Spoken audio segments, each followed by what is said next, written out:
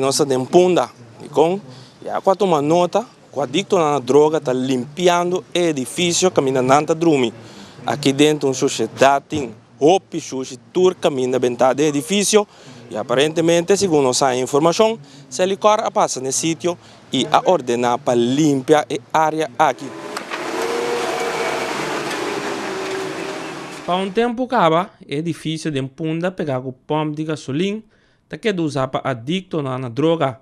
E no mesmo momento, por sacar a conclusão, o caminho é adicto na aqui da drumi quase nunca está limpo. O edifício aqui tem mais que 7 adictos na droga, da drumi, e está passando um dia.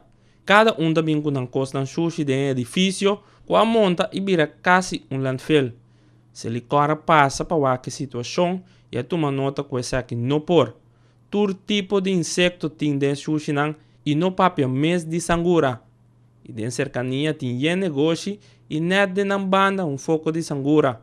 Se ele corna nan turno a cercar a polícia e bike team de polícia a ordenar a limpeza. Nanga busca tudo adicto nan que queda aí dentro e a pedir encarecidamente para ajuda a limpar dentro edifício. Esse é um lugar também e aqui por tomar nota com limpe a área a queda. Uma diferença grande. Tá um dump truck yen a yena com sushi para vai tirar na landfill. E me serviça hasta um treat adicto na área cerca e a gente de bike team para refrescar na mês. Depois de trabalho duro com a exercer tempo. Bom trabalho de todos estão envolvidos em limpeza aqui.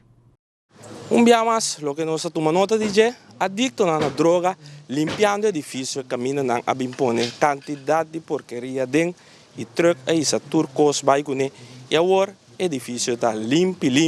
Vamos esperar que quede assim para largo tempo. Para ter notícia, me está em Jomarscope.